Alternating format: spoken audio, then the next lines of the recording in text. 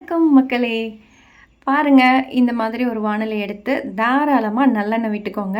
எண்ணெய் நல்லா காஞ்சு வரும் பொழுது 1 டீஸ்பூன் அளவுக்கு வெந்தயத்தை சேர்த்துக்கோங்க.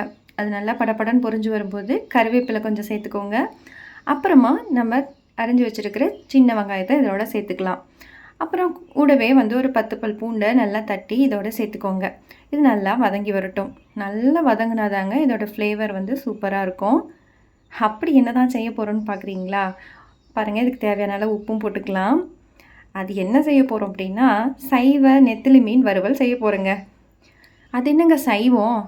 ஆமாங்க, நம்ம அது கூட இப்போ குழம்பு மிளகாய் தூள் இதோட போட்டு கூடவே மஞ்சள் பொடியும் போட்டு அடுப்பை சிம்மில் வச்சுட்டு இதை நல்லா மசாலா வெங்காயத்தோட பரவுற மாதிரி வதக்கிக்க போகிறோம்.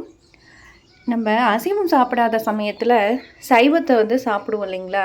அப்போ அதே டேஸ்ட்டில் வேணுங்கிறதுக்காக இந்த மாதிரியெல்லாம் செய்கிறது.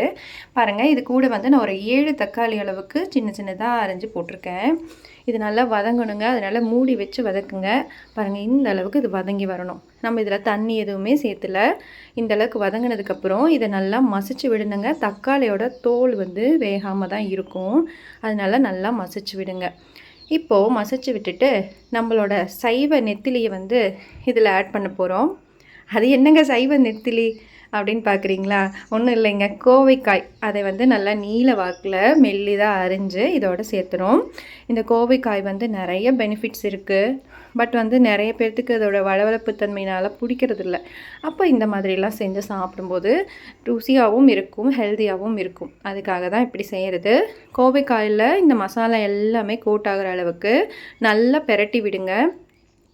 இப்படி பெரட்டி விடுறதுனால கோவைக்காயோடைய அந்த ஈரப்பதமும் நல்லா இதோட சேரும் பொழுது சீக்கிரமாக வதங்கிறதுக்கு வாய்ப்பு இருக்குது. இந்த மாதிரி ஃபுல்லாக பெரட்டினதுக்கப்புறமா ஒரு தட்டு போட்டு மூடி வச்சுருங்க. கம்ப்ளீட்டாக சிம்மில் தாங்க வைக்கணும். அப்பப்போ எடுத்து கிளறி விட்டு கரெக்டாக பார்த்திங்கன்னா ஒரு 15 மினிட்ஸ் ஆகும் இது நல்லா வதங்கி வரதுக்கு. பாருங்கள், இந்தளவுக்கு வதங்கிடுச்சு.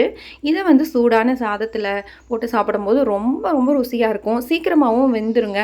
இங்கே ரொம்ப டைம் எடுத்துக்கிட்டு இருக்கு அப்படின்னு சொல்லிட்டு பார்க்காதீங்க. இதில் தண்ணி சேர்த்த போகிறதில்ல. அதனால நம்ம கம்ப்ளீட்டாக சிம்மில் வச்சு வதக்க போகிறோம்.